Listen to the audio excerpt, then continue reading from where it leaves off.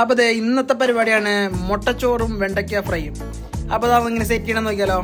ആദ്യം ഒരു പാനിലേക്ക് കുറച്ച് വെളിച്ചെണ്ണ ഒഴിക്കുക, ഒരു സബോള അരിഞ്ഞതും, ഒരു തക്കാളി, ഒരു പച്ചമുളക്, കുറച്ച് വേപ്പിലയും കൂടെ നന്നായിട്ട് വഴറ്റുക. അപ്പോൾ തൃശ്ശൂർ സ്റ്റൈലിൽ നമ്മൾ സെറ്റ് ചെയ്യാനുണ്ട് മുട്ടച്ചോറ് എന്ന സാധനം. അതായത് പണിയെടുക്കാൻ മടിയുള്ള പെണ്ണുങ്ങൾക്ക് ചേച്ചിമാർക്കൊക്കെ എളുപ്പത്തിൽ ചെയ്യാൻ പറ്റുന്ന പണിയാണിത്. അപ്പോൾ അതിൻ്റെ ഇടയിൽ നമ്മളിത് വെണ്ടക്കായ അരിഞ്ഞ് ഉപ്പും മുളക് മസാലയൊക്കെ ഇട്ടത് റസ്റ്റിങ്ങിന് വെച്ച സാധനമാണ്. അത് നമ്മളിത് വെളിച്ചെണ്ണയിൽ ഇതിൻ്റെ കൂടെ വറക്കുന്നുണ്ട് കേട്ടോ. അപ്പോൾ വെണ്ടയ്ക്ക ഫ്രൈ ചെയ്ത് നമ്മളിതിനകത്ത് മിക്സ് ചെയ്താണ് പിടക്കണേ.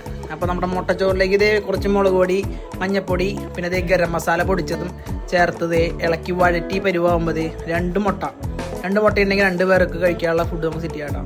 അപ്പോൾ അത് നന്നായിട്ട് മിക്സ് ചെയ്ത് മുട്ട നന്നായിട്ട് വരണ്ട് വരുമ്പോൾ 1 കപ്പ് ചോറ്, അതായത് 2 കയ്യിൽ ചോറാണ് നമ്മൾ എടുത്തേക്കണേ. 2 കയ്യിൽ ചോറ് ഇതിലേക്ക് ഇട്ടത് ഇതുപോലെ നന്നായിട്ട് ഇളക്കി മിക്സ് ചെയ്യാം.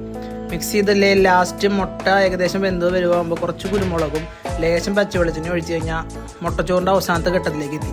അത് കഴിയുമ്പോൾ നമ്മളിത് ഫ്രൈ ചെയ്ത വെണ്ടക്കായ അതിലേക്ക് കുറച്ച് തട്ടും.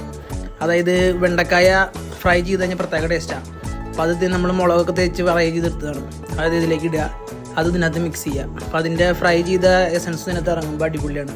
അപ്പോൾ ഈ സാധനം രണ്ടും കൂടെ ഇട്ട് നല്ലതുപോലെ മിക്സ് ചെയ്തെടുത്ത് കഴിഞ്ഞാൽ നമ്മുടെ മുട്ടച്ചോറ് വിത്ത് വെണ്ടക്കായ ഫ്രൈ മിക്സ് അടിച്ച സാധനം റെഡി. നന്നായിട്ട് ഇളക്കി അതിൻ്റെ എസൻസ് അതിലേക്ക് ഇറങ്ങിയെന്ന് തോന്നുമ്പോൾ പ്ലേറ്റിലേക്ക് തട്ടുക. അപ്പോൾ ഈ പരുവത്തിൽ സാധനം നമ്മുടെ കൈ കിട്ടും. ഈ സാധനം കഴിക്കുകയാണെങ്കിൽ ചോറ് കഴിക്കാൻ ഇഷ്ടമില്ലാത്ത ആൾക്കാർക്ക് ഇങ്ങനെ ചെയ്താൽ സംഭവം അടിപൊളിയാണ്. അപ്പോൾ ഇന്നത്തെ വീഡിയോ ഇഷ്ടപ്പെട്ടു എന്ന് വിചാരിക്കുന്നു. ചാനൽ സബ്സ്ക്രൈബ് ചെയ്ത് സപ്പോർട്ട് ചെയ്യണം കേട്ടോ.